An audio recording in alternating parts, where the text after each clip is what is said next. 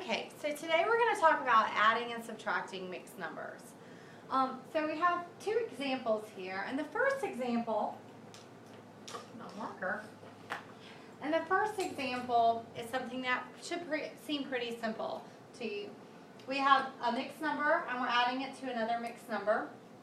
Whenever we're adding or subtracting fractions, we always have to make sure that we have a common denominator, which we do.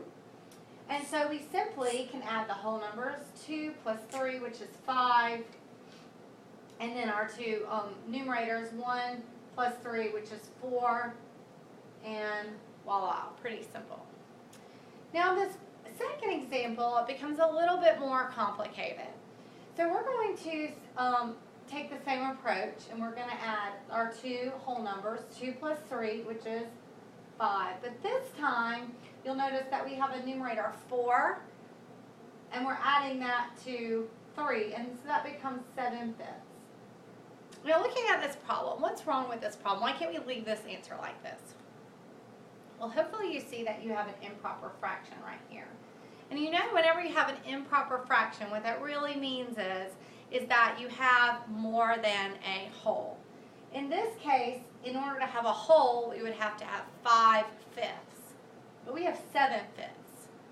So 5/5, we could say, well, there's a couple different ways we could do this. We could put the 7 in the house. Say 5 goes into 7 one time. 1 times 5 is 5. And we have 1 2/5 left over. Or, yeah, 1 2/5 left over. And we add that to our whole number. So 5 wholes plus 1 whole would be 6. So this would be 6 and 2/5. And this is your final answer. Another way you could just see that is, look, 7 is 2 more than 5, so obviously there's 1 more whole, and that becomes 6, and then we have 2 left over. Some people can do that in their heads. Another way to do this, if you're just really having trouble with this visual, is to actually draw it out. How many holes do we start out with? 2. So we draw out 2 holes. And how many pieces are in each hole? How many equal pieces are in each hole? Well, 5. That's what our denominator says. So we're going to draw 5 lines inside. 1, 2, 3, 4, 5. And then 1, 2, 3, 4, 5.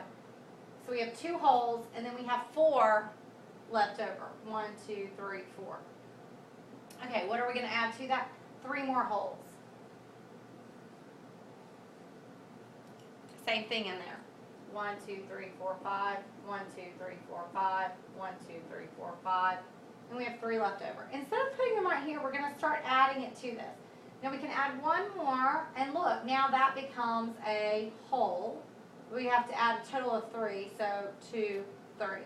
Now how many holes do we have? 1, 2, 3, 4, 5, 6. That's our 6 holes, and 2 left over out of a total of 5. So 6 and 2/5. We have it with a picture, sticks and circles, or we have it when we did it the numerical way. All right, so now let's take a look at subtracting. Same thing. Sometimes subtracting is really easy because you don't have to borrow. We can take 3 minus 2, which is 1. 5 minus 4, which is another 1. Keep the denominator the same, 1 and 1/7. Easy. Look at the bottom example. In this case, 3 minus 2 would be 1, but 1 minus 4, we can't do it. Now, some people just want to try and flip it around and say 4 minus 1, but you know you can't do that. So we have to borrow. Now, this is where it becomes a little bit tricky, because a lot of times people think, well, you're always going to borrow 10, because that's what we've done when we're borrowing from tens, hundreds, thousands. But in this case, look at the whole number we're borrowing from. The whole number is 3, and how many sevenths would make a whole? Well, hopefully you said 7 sevenths because you looked at your denominator. Now, if we were borrowing a whole and the denominator was 6, it would be 6 sixths. If we were borrowing a whole and the denominator was thirds, it would be 3/3. In this case, you always look at the denominator to see what your whole would be, to see what you're borrowing. So we're going to borrow from this and make it a 2, but we borrowed 7 sevenths. So we'd add 7 sevenths to this, And of course, you know that 7/7 plus 1/7 would be 8/7. So now we have 2 and 8/7 minus 2 and 4/7. Well, 2 minus 2 is 0, and 8 minus 4 is 4. So we have 4/7, and that's our final answer. I'm going to show you drawing it out with the sticks and circles as well. Let's go back to the beginning where it was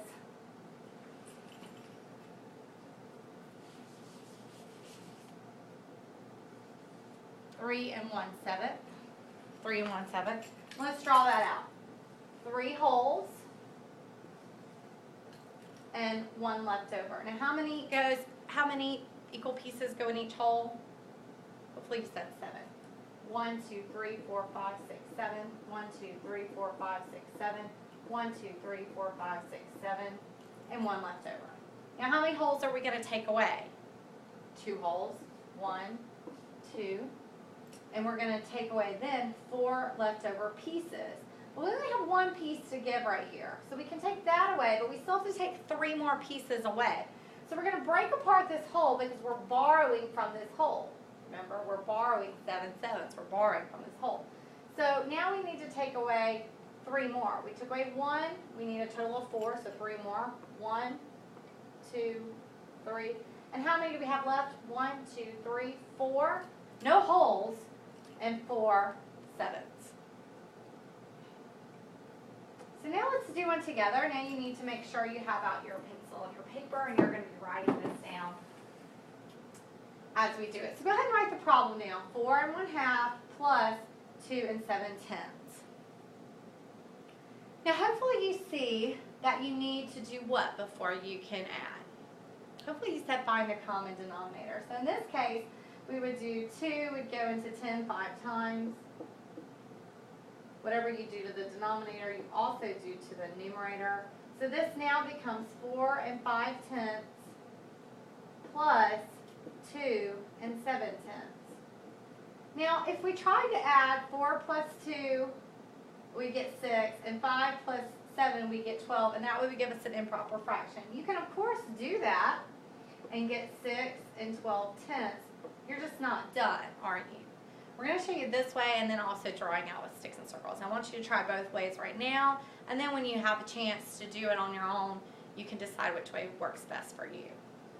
So in this case, we've got to change this, and you know that 10 will go into 12 one time with 2 left over, 2 tenths. We have to add that 1 hole to the 6 holes we had, and that becomes 7 holes and 2 tenths. Are we finished? No, we're still not finished. We have to make this in simplest form, which becomes 7 holes and 1/5, because we divide both by 2.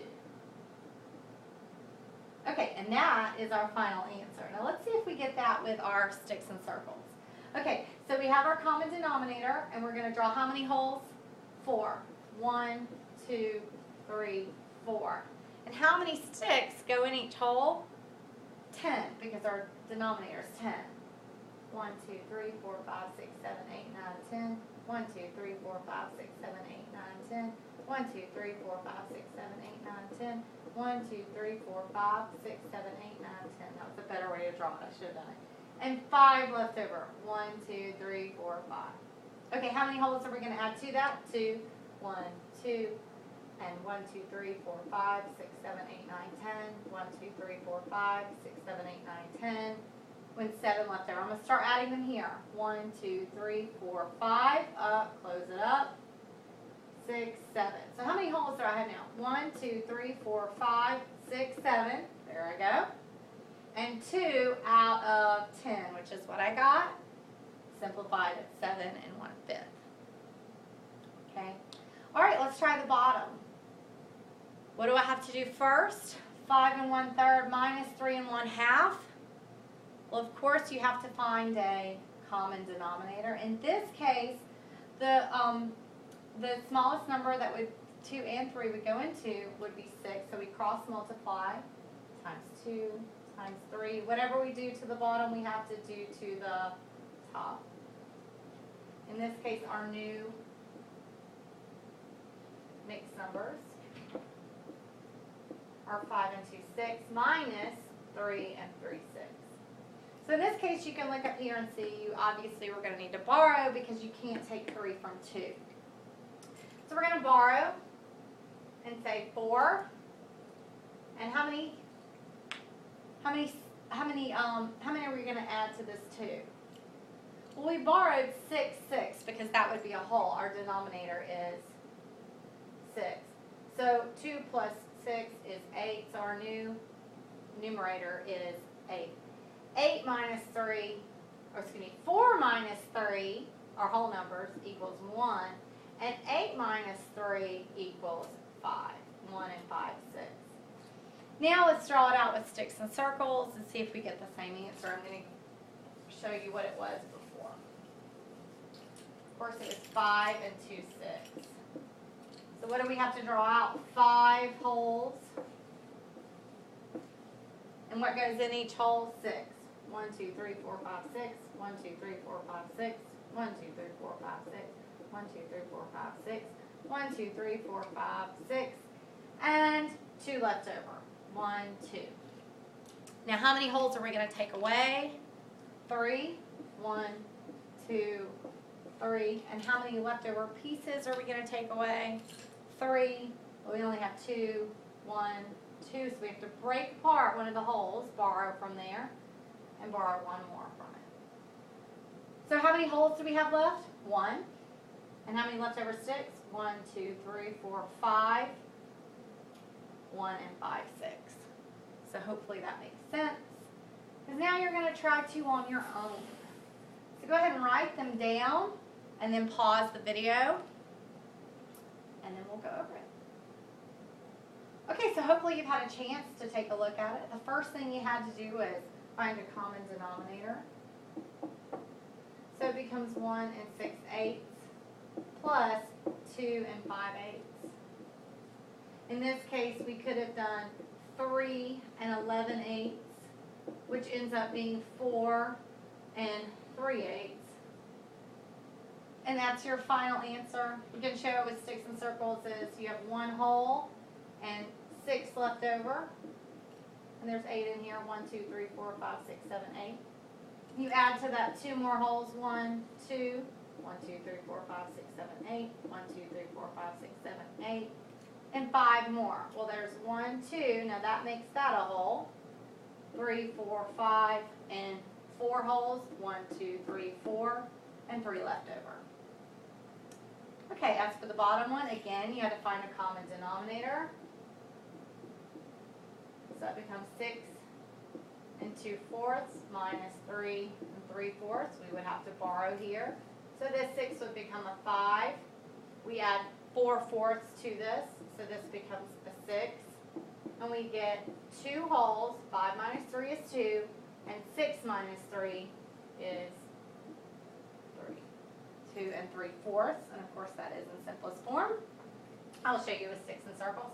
We draw 6 to start out. And 4 goes in each. 1, 2, 3, 4, 1, 2, 3, 4, 1, 2, 3, 4, 1, 2, 3, 4, 1, 2, 3, 4, 1, 2, 3, 4, and 2 left over if you go back to the original, what it was originally, which was 6 and 2/4. 1, 2. And then we borrow 3 from it. 1, 2, 3. And then we borrow 3 left over. 1, 2. Break this one apart. There's the third. 2 holes and 3 left over. 1, 2, 3 out of 4.